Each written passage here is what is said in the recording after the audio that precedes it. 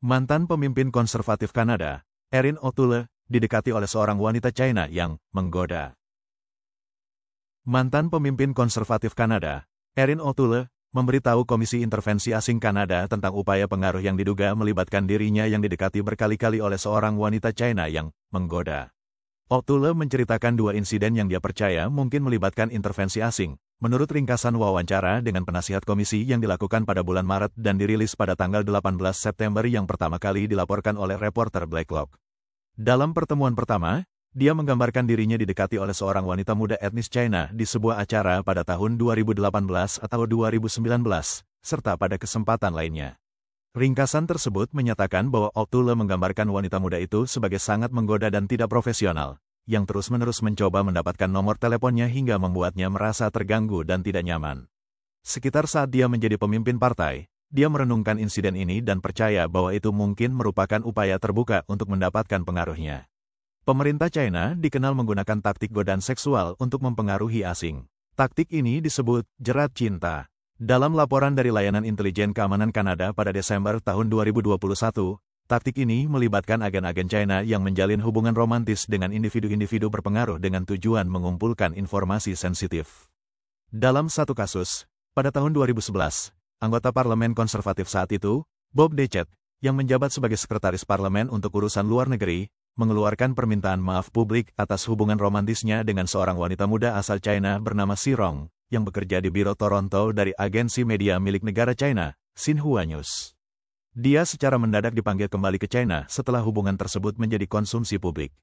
Taktik-taktik seperti godaan dan hubungan pribadi ini tidak terbatas pada Kanada dan juga telah diamati di negara-negara lain. Salah satu contoh seperti itu adalah kasus Christine Fong di Amerika Serikat.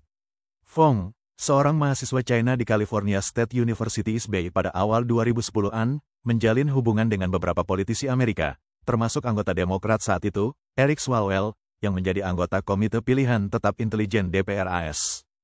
Hubungan mereka menimbulkan kekhawatiran, dan FBI akhirnya memberitahu pejabat AS tentang aktivitasnya.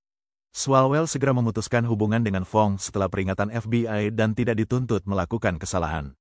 Dalam ringkasan wawancara, O'Toole mengungkapkan kekhawatiran tentang insiden kedua selama kampanye kepemimpinan konservatifnya pada 2017 ketika dua mahasiswa asing muda asal China datang ke kantornya di Ottawa.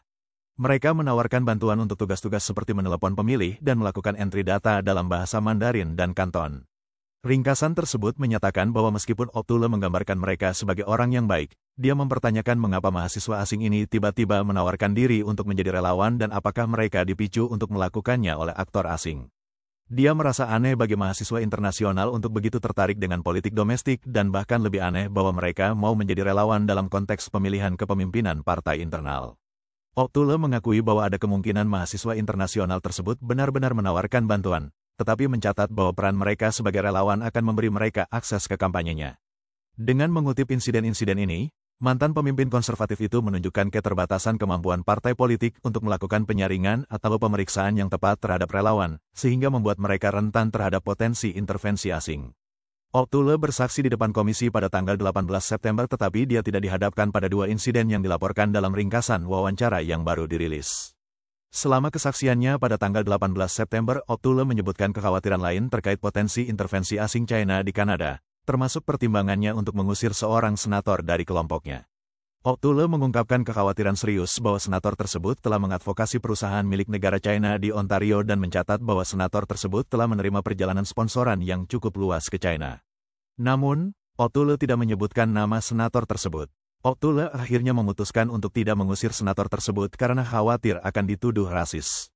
Sebagai gantinya, dia meminta pemimpin partai di Senat untuk melakukan percakapan serius dengan senator tentang perilaku yang pantas.